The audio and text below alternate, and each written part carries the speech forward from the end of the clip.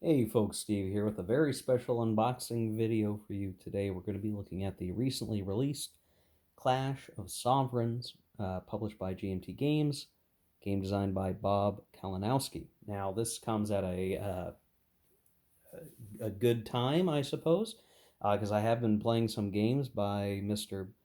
Bob Kalinowski recently, and so having a new game from him actually fits in quite nice. So this is a multiplayer card-driven war game that is on the War of the Austrian Succession. You can see that just right here. Now, a couple of we'll say ecosystem related things to understand is Bob has designed a game on the 7 Years' War that is a multiplayer CDG game, and that is Clash of Monarchs. Um, this released a while back. It only got the one version back in 2008. And this one was, it's kind of got a weird place in the family of card driven games because there are certainly folks who really, really love Clash of Monarchs.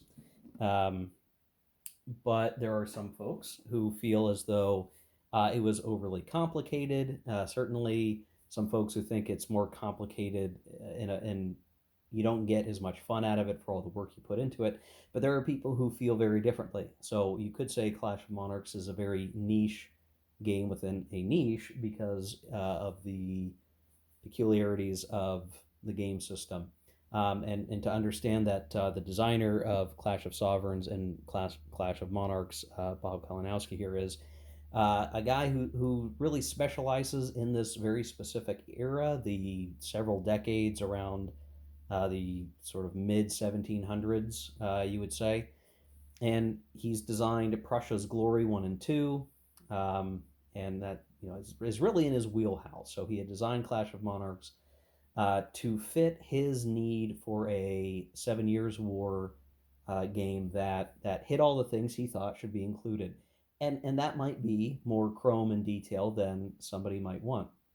I say all of this because Clash of Sovereigns, at least based on previews, um, might be a little bit more palatable to folks because it is designed from the same guy. It's going to have a lot of the same probably design intents and wanting to illustrate this particular war, War of Austrian Succession, but maybe not quite to the degree of complexity and overhead as Clash of Monarchs. But that remains to be seen. The game's just come out. I don't think anyone's had a chance to play it yet. I may not get to play it for a little bit, maybe solitaire just to fiddle around with the game. But we'll see. So we'll see how it compares to its older brother. I will say, by talking about it as a CDG, I just want to be super clear because I think this is what confused people with Clash of Monarchs: is which family of card-driven games do the Clash series belong to? And you could maybe say that the Clash school of CDG is its own now that there are two in it. But I would actually be a little clearer on that. So if you're familiar with card-driven games, there are ones that are just to try to target the Venn diagram here. There are ones that are like Ted Racer card-driven games. So those are things like Paths of Glory, Pursuit of Glory, uh, Barbarossa to Berlin, as well, oddly enough, as 30 Years' War uses a card-driven a game system that is basically much like Paths of Glory. That's one type. There's also the Napoleonic Wars family of card-driven games, which really originated with Mark McLaughlin's Napoleonic Wars from GMT. That system was greatly adapted and changed for Here I Stand and then Virgin Queen. But technically, that whole mechanism and how you use card points and how do you do things really originated with Napoleonic Wars. So I consider it the Nappy Wars family rather than the Here I Stand family, but you can nitpick on that. And then there's really the originating beginning of CDGs with Mark Herman's We the People that became Washington's War.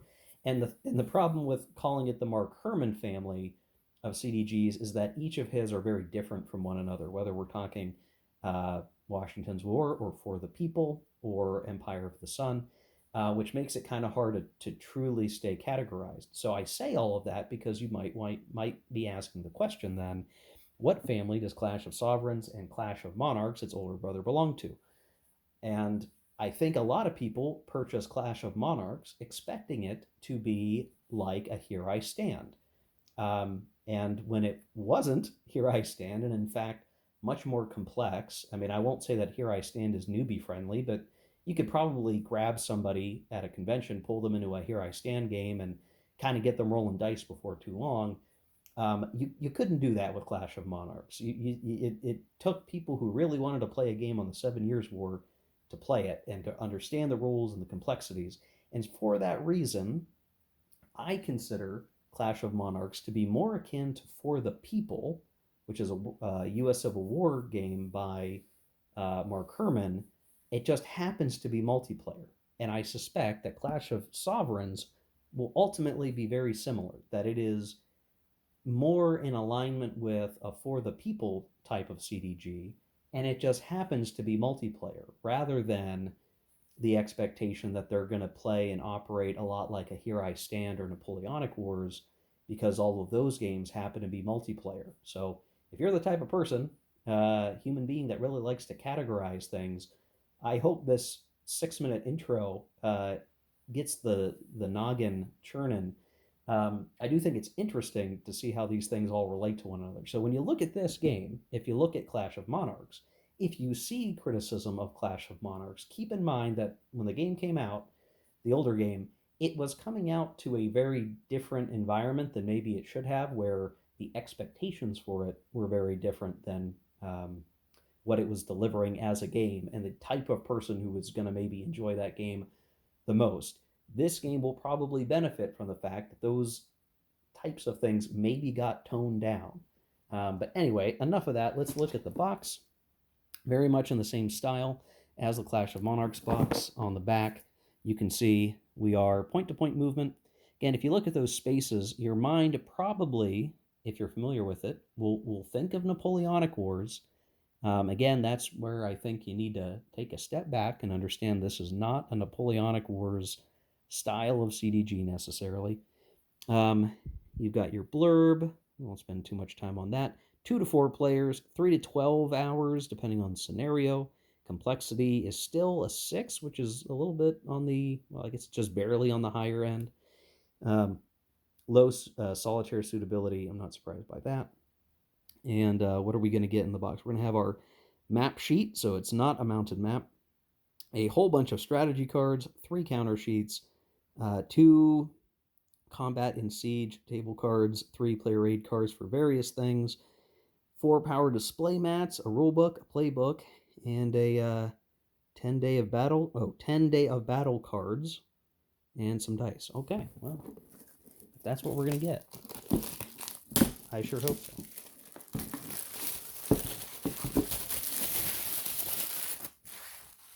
All right. So maybe not surprising, a lot of cards in their individual plastic bags. These are your Day of Battle cards, I suspect. And it looks like there's both a land battle and then a ships at sea factor here, so that's kind of interesting. And then each player is going to have their own deck of strategy cards. So this is where, again, I make a point to say, like, it is very different from other CDGs. So Prussia has their own deck of cards that allow them to do Prussian things. There's Britain and Piedmont are one faction together, and they get their own deck. And France and Spain have their own deck, and then Austria. So when you think about that in terms of like how the game gets played, keeping in mind that each player has their own deck,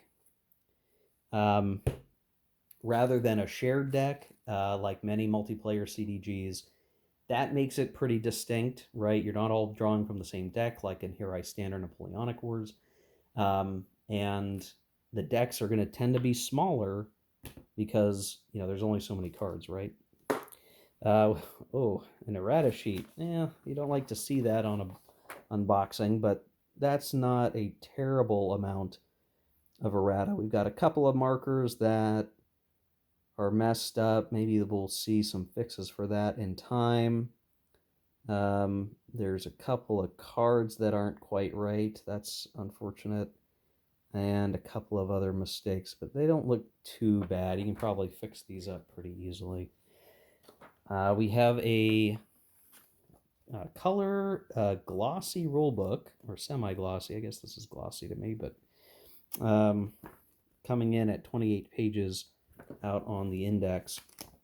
So you see it is full color, 2-column format as we're used to seeing, with plenty of good charts here, talking about the game components. I mean, if you really look at this, this is going to be your typical GMT stuff. Not surprising in any way. Sequence of play, and so on and so forth. Examples, interception, withdrawal, supply rules, nothing that is too shocking from a CDG perspective or a point-to-point map game. Irregular troops, so that is a little bit of the complexity that follows the Clash of Monarchs stuff, where you had a lot of different troop types that could be used in different ways, which again is either complexity or beloved Chrome, depending on who you ask and what kind of game or game player you are. Battle ratings. Armies can become demoralized or worn.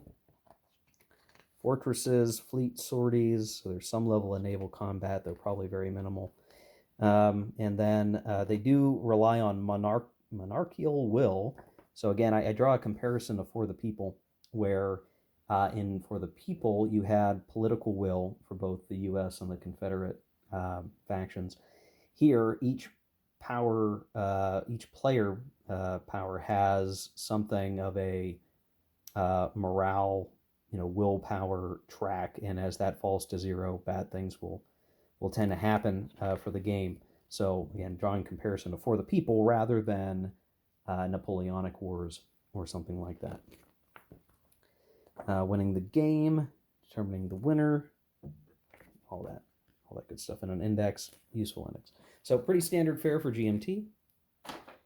We have the playbook, and these always tend to be super interesting. So we've got a 40 to 43 scenario, a 44 to 46, 46 to 48, then a full campaign, and then a short campaign that depends on different years that you're playing in, followed by some design notes and some additional card and event notes. And I bet I'm going to end up reading these design notes.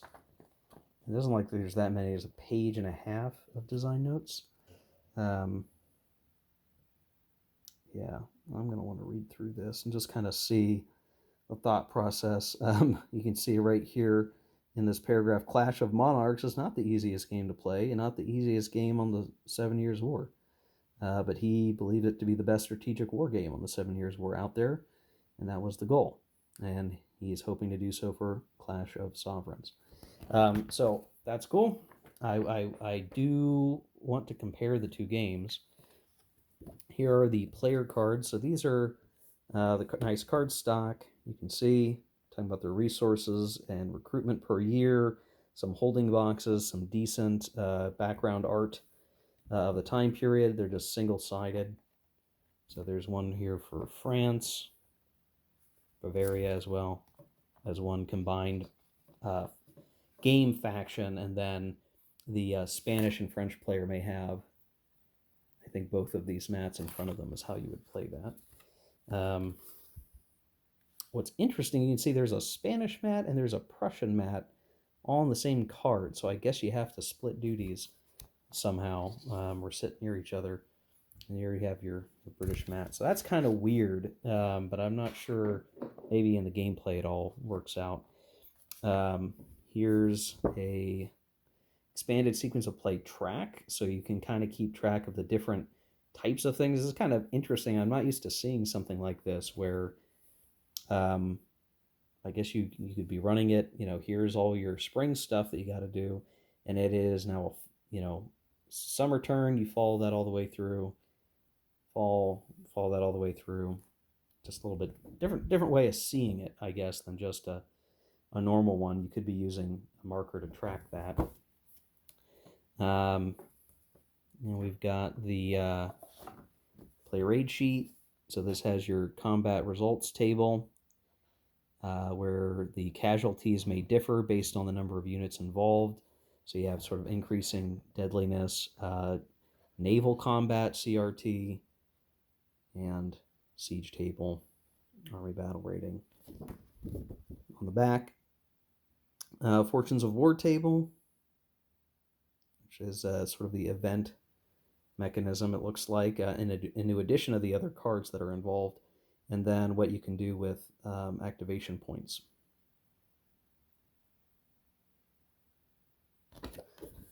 Again, and I draw a comparison, I guess, to other CDGs. It's not a perfect fit into one category or the other. Maybe these ought to be considered their own family, their own school of CDGs. But there you go. So there's more of the player aid tracks, all color and look crisp and clean. I think the errata does affect one or two of these, but might not be a big deal. And then some more track sheets. You can see leader arrival chart, so everyone can see that. And then, aha, look at that. That is the CDG solo system. I can play this solitaire, guys, without even splitting my brain into 5 parts. So there you go. They've got the CDG solo system sheet in here, double-sided on the back, talking about how to implement that.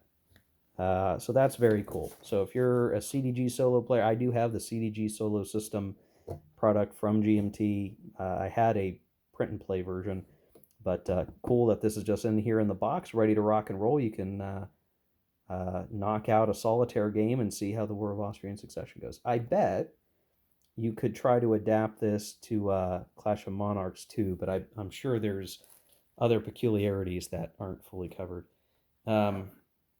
We have our map, so you kind of caught a glimpse of this on the back of the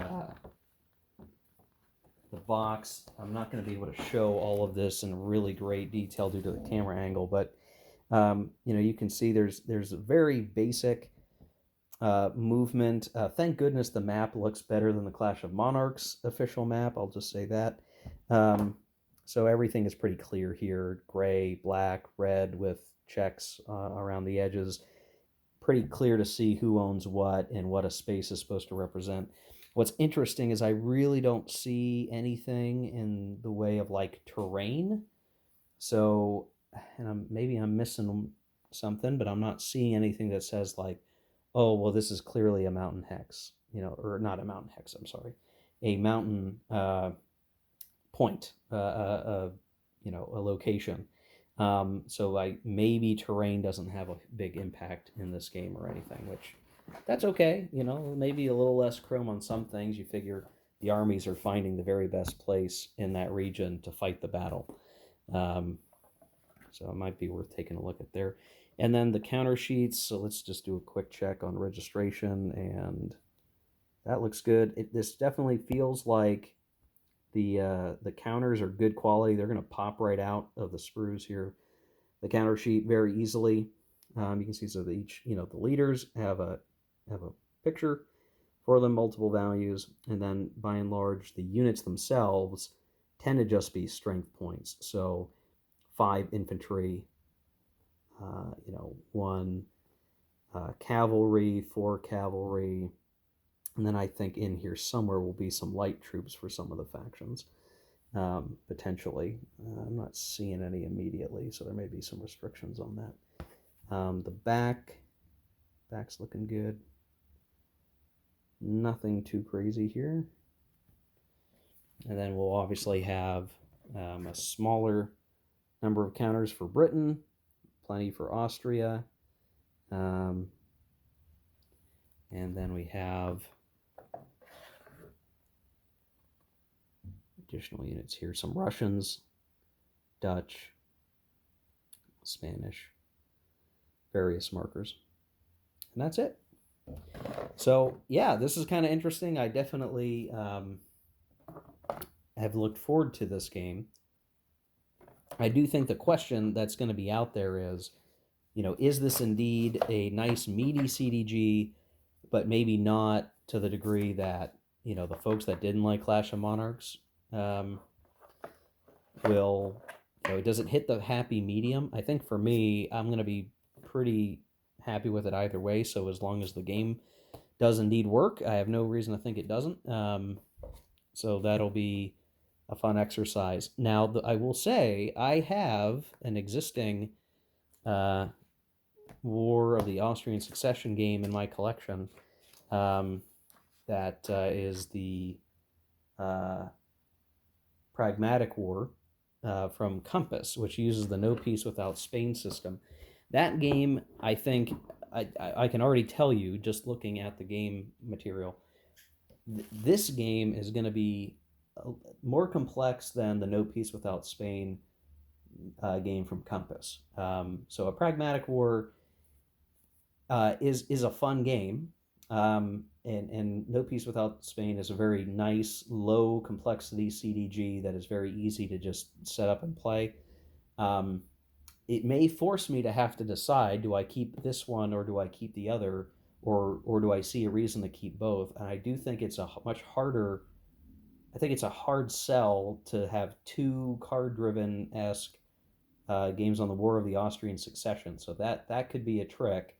Um, I get the feeling like this will be more filling and more fulfilling as a game than a Pragmatic War. Not because a Pragmatic War is a bad game, but just I I don't I don't mind the extra complexity of a game if it gives you better fidelity, and which is why I kind of want to defend criticism of Clash of Monarchs because I do appreciate complexity when it does do something important, and my tolerance for that might be higher than other people's. But I do think this one's going to end up being a neat fit for people. It just needs to get some play in, and we need to see what's the end result of the design. So I'm looking forward to seeing that as I get a chance to play it, and others do as well. I do think I should do some Clash of Monarchs playthrough on the channel before I get to this one, just so we have a nice frame of reference on the channel for both games, but all in due course. So anyway, guys, that's the unboxing for Clash of Sovereigns. I hope you enjoyed the video. I hope it was useful, so you at least get a chance to see what the content and components look like if you're thinking about buying it, and a little bit of the context with which this game is being released with its older brother and kind of the other games out there on the same subject. So, yeah, thanks for watching, guys. Take care. Keep gaming. See you next time.